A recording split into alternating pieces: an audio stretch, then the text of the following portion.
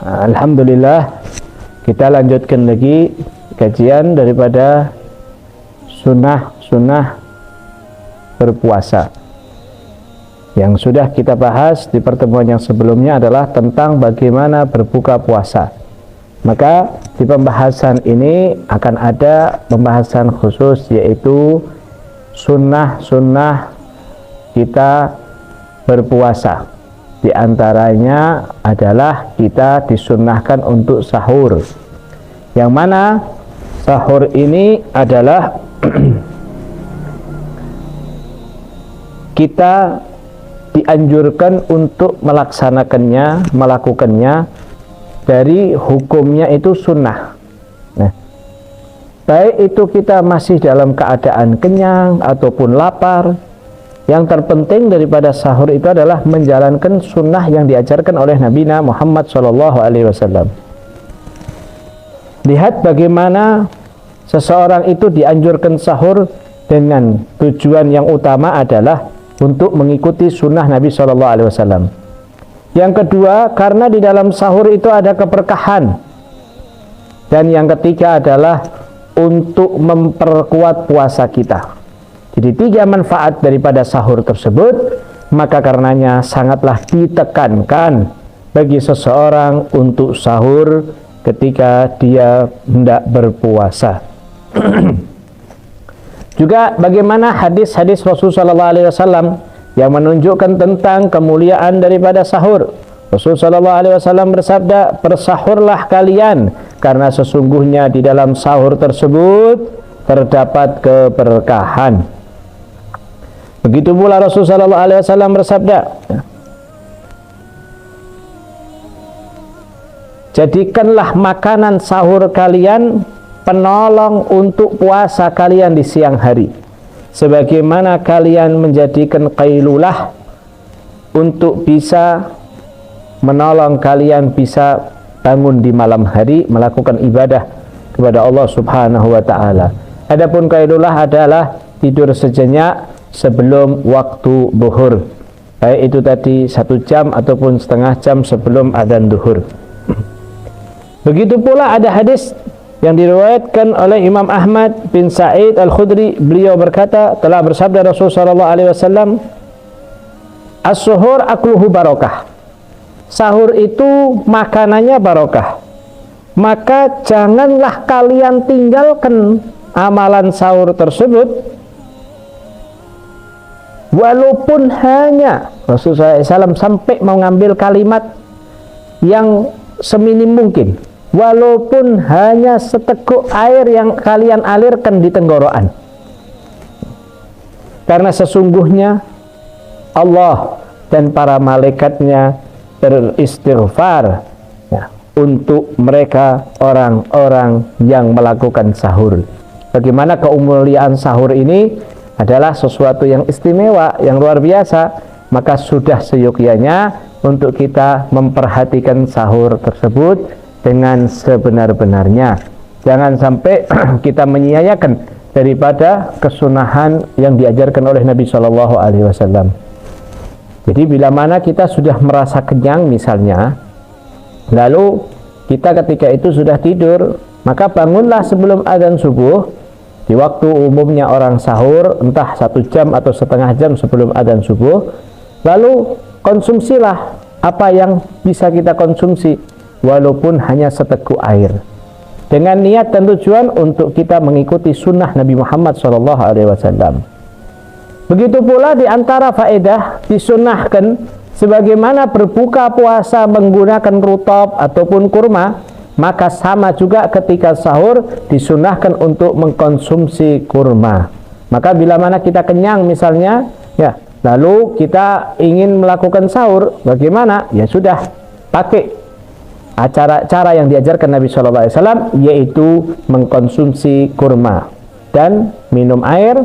Lalu setelah itu kita dianjurkan untuk menghidupkan waktu sahur, yaitu dengan mendekatkan diri kepada Allah Subhanahu wa ta'ala dengan beberapa keadaan, baik itu tadi mau dengan berdoa kah, ataupun sholat, ataupun membaca Quran, ataupun menuntut ilmu dan yang lain sebagainya. Dan di antara kesunahan puasa Tadi kita ketahui sahur, dan di dalam sahur sendiri ada kesunahan lagi, yaitu apa? Takhirus sahur, mengakhirkan sahur sekiranya antara dia dan adzan subuh, antara dia sahur dan adzan subuh itu tidaklah terlalu jauh. Ya, kira-kira kalau misal menghabiskan waktu makan itu 15 menit, ya berarti diusahakan untuk bisa sahur itu setengah jam sebelum adzan subuh. Walaupun waktu masuk sahur itu, ya waktu masuk sahur yaitu artinya seseorang dikategorikan sahur itu walaupun setengah jam dari setengah malam. Walaupun masuk sahur itu dari setengah malam pertama, maka disunahkan seseorang untuk apa? Melakukan daripada sahurnya itu kalau bisa diakhirkan, walaupun masuk waktunya sudah dari setengah malam. Maka karena itu Rasulullah SAW juga bersabda, tidaklah umatku itu tadi dalam kebaikan selagi mereka itu tadi mempercepat berbuka puasa setelah yakin adzan atau masuk waktu dan mengakhirkan sahur. Dan juga Rasulullah SAW bersabda, 3 daripada akhlaknya Nabi Muhammad SAW, akhlaknya para Rasul, apa itu tadi? Ta'jilul iftar, mempercepat buka puasa setelah yakin masuknya waktu. Yang kedua adalah mengakhirkan sahur. Dan yang ketiga adalah meletakkan tangan kanan di atas tangan kiri ketika sholat. Itu di antara daripada akhlak yang dianjurkan dan akhlaknya baginda Nabi besar Muhammad SAW. Maka disunahkan di sini untuk mengakhirkan sahur sebelum adzan subuh, kira-kira setengah jam atau mungkin 45 menit sebelum adzan. Walaupun kita di sini boleh untuk sahur lebih cepat, ya, yaitu masuk waktunya dari setengah malam. Jadi di sini ada kesunahan yang namanya disebut dengan sunnah. Yang kedua adalah afdhalus sunnah. Yang sunnah saja adalah sahur pokoknya setelah setengah malam, ya. Terus kita mengkonsumsi makanan, kita niat itu sahur, ya itu namanya sahur. Nah, tapi kalau sempurnanya sunnah mengakhirkan daripada sahur sampai mendekati daripada waktu subuh, kurang lebih setengah jam sebelum adzan subuh tersebut. Lalu di sini ada suatu keadaan yang Rasul Shallallahu Alaihi Wasallam itu tadi, sebagaimana ya, beliau sahur itu jaraknya kurang lebih 50 daripada ayat sahurnya Nabi Muhammad SAW. Maka di sini ketika itu diriwayatkan oleh Sayyidina Zaid bin Thabit, aku pernah sahur bersama dengan Nabi Shallallahu Alaihi Wasallam. Lalu setelah itu aku bangun untuk melaksanakan sholat. Lalu ketika ditanya berapa jarak antara adzan dan sahurnya Nabi Shallallahu Alaihi Wasallam, maka beliau menjawab 50 ayat. 50 ayat di sini adalah yaitu 50 ayat yang sedang, bukan yang panjang dan bukan yang pendek. Dan telah diperhitungkan oleh para ulama, kadarnya adalah kurang lebihnya seperempat atau 20 menit, seperempat sampai 20 menit, 15 sampai 20 menit kira-kira kadarnya antara sahurnya Nabi Shallallahu Alaihi Wasallam sampai adzan. Nah, kalau itu baginda Nabi Shallallahu Alaihi Wasallam, tentunya Rasulullah sahurnya pun tidak banyak-banyak seperti kita, ya. Maka dianjurkan untuk kita bisa sahurnya ya minimal 30 menit sebelum adzan subuh. Lalu di masalah ini beliau juga mengingatkan kepada kita, apabila kita ingin melakukan sunnah yang afdal, yaitu mengakhirkan sahur, maka hendaknya harus memenuhi syarat, yaitu tidaklah kita melakukannya kecuali benar-benar kita ini yakin waktunya tidak melewati daripada sahur tersebut.